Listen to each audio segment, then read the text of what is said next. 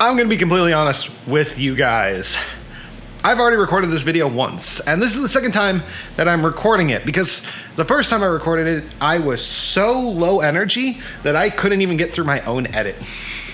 Like, personally, I was falling asleep editing my video, and so I didn't want you guys to fall asleep while watching this video, especially because this is Slice of Pie. This is the semi-weekly Newsish show that we do on this channel most of the time, powered entirely by caffeine. And today is no exception. So, let's just jump into it.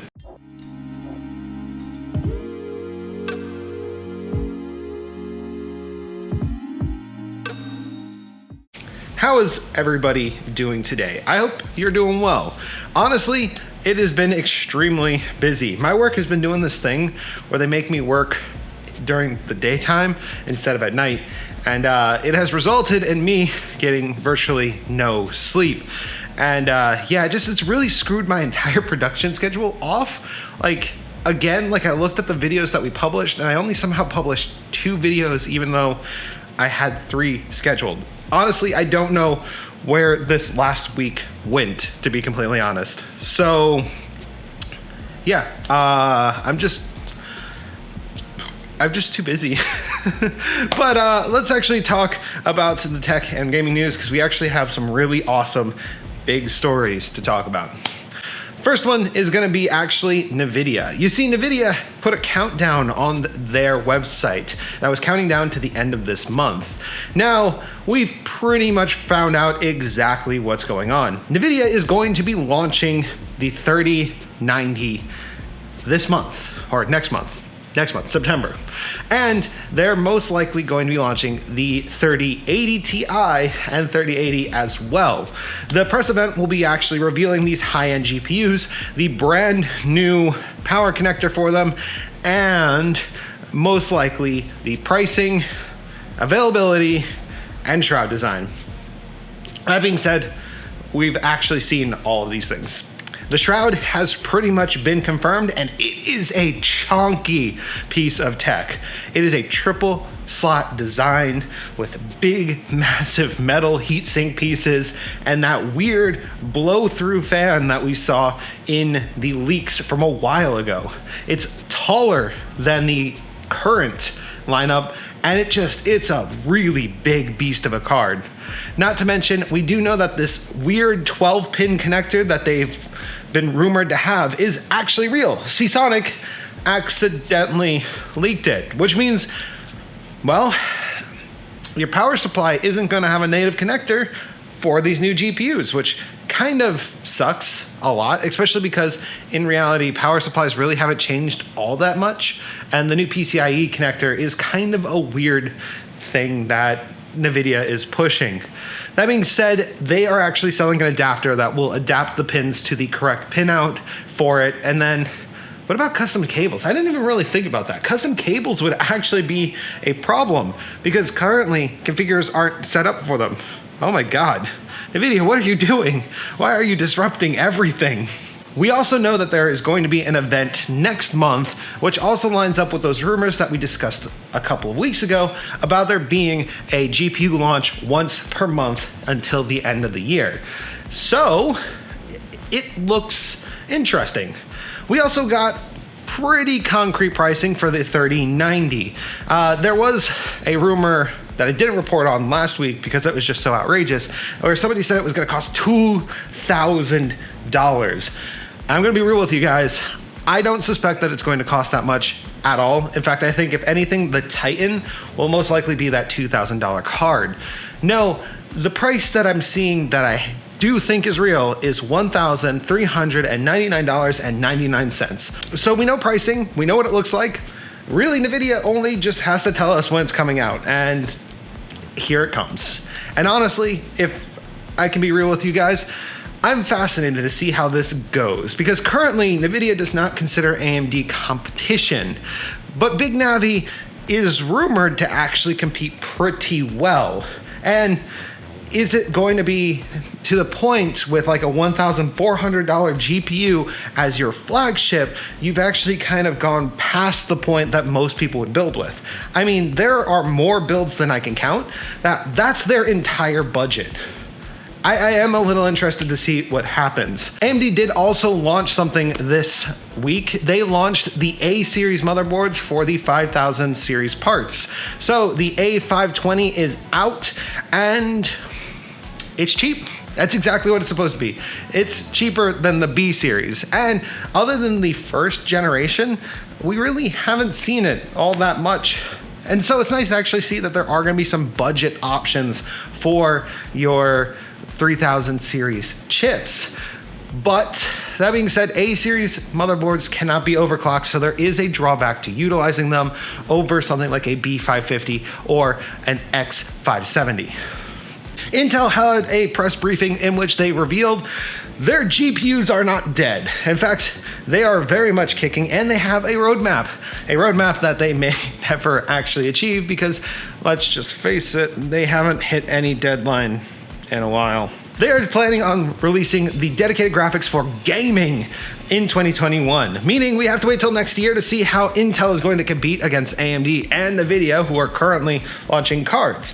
But the silver lining to all of this is that with all of them actually present, and if all of them are competing, we might actually see Nvidia have to lower that price below $1,400 a lot faster than they would otherwise. Linus Tech Tips actually did a video taking a look at a NUC-like AMD PC, or the NUC-alike as he liked to call it. This video is actually fairly interesting, and it actually put to perspective exactly how much better AMD's integrated graphics are than Intel's.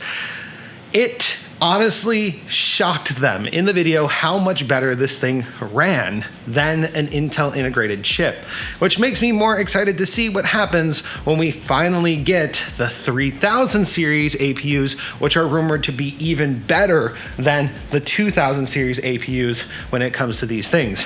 And from what I understand, he actually is going to be posting a video about that come rather soon.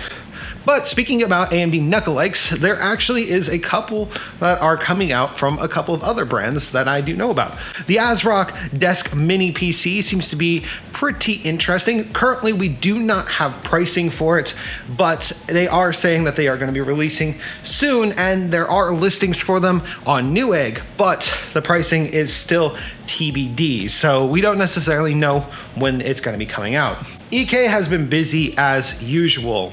They released a new distribution plate for a case that none of you guys will ever really buy. That case is the Lian Li Desk PC. I personally love the idea of this case, and I also personally love the idea of putting a distribution plate in it, but I cannot afford a case that's going to cost more than the PC itself. So, granted, the idea of having two systems in a desk with your monitors on it is actually kind of awesome. They also released white fans for the first time in a long time. They released ARGB white fans, putting them in the same company as Cooler Master and Corsair when it comes to compatibility with white cases. That being said, they still only sell black radiators, so you're gonna end up with a white and black theme anyway. So if you are gonna go that route, you could actually put it in like a Fractal Design Meshify C, which would be pretty cool because it's got the white and the black, or the S2 white edition has that. Just generally speaking, there are a lot of cool kind of like combinations that you could do the white and black with. Phantasy has a case, I think it's the P600, has a white and black theme. So it's like, if you really want to tie that together, you can do it pretty well with those RGB fans. That being said, generally speaking, I always set RGB fans to white when they're in a white case. So like, what would you switch it to make it, I guess you could make it an accent color. I almost feel like that should be like a challenge. All right, let's talk about some game stuff because fairly interesting things have happened. Phantasy Star Online 2 has finally released in the West. This is a game that came out in the ye old years of like 2012. It's been a very long time since this game was released in Japan for it to come westward. That being said, from what I've played, this is the weebest video game I've ever played, and I am embarrassed to say that I like it. I have purposely logged into this game more than once. Here's some footage of it up on the screen. Like, it is something. That being said, as a game, it is incredibly interesting because a lot of games I have played have actually taken influence from this game that I had no idea that they took influence from it. Like Xenoblade Chronicles X, which is my favorite Xenoblade game, is like a spiritual successor almost to this. It's like Xenoblade Chronicles X, to be described if you actually use like timelines, would be a combination of Final Fantasy 12. Is it Final Fantasy 12 or 11? The one that has the weird combat system, and then you take this game and you just mash them together, and then bam, that's Xenoblade Chronicles X. Like, there's just so much that I just like. I mean, look at it. It looks like Chronicles X. It's great. So I actually do want to do a review of that game, but maybe on a different channel, maybe the GreaterThanPie gaming channel, which I currently have not been uploading to. So yeah. Microsoft Flight Simulator is out now. It's not really a game, but I actually have very fond memories of Microsoft Flight Simulator. Something that you guys may not know about me is I actually trained to be a pilot for 4 years. And unfortunately, after finding out that when I'm actually paying attention to the instruments and flying without visual cues, I actually get incredibly nauseous. I do have footage of me flying though, and I can pop that on the screen. Oh God, that's some old footage. But yeah, honestly, like, I'm excited. I actually intend to buy the full collector's edition, and maybe, just maybe, probably spend a little too much money getting a yoke and pedal set. But you know what? Personally, I consider it an investment worth having. This is the first simulator game that I'm actually kind of like, I want to go all out. Okay, slight sidetracking. One time I was actually like browsing Twitch to see like what weird games people were streaming, and somebody was streaming Farming Simulator, and they had like a whole tractor set up, and I was like, that is so specialized. Like, I don't know how you get a hold of that. I mean, it could have been Redneck Engineering at its finest, but at the same time, like, I have a feeling like he actually bought this stuff for it. So it's like, I think between that and like how Trucker Simulator works, like, there are so many people who take this stuff really, really seriously.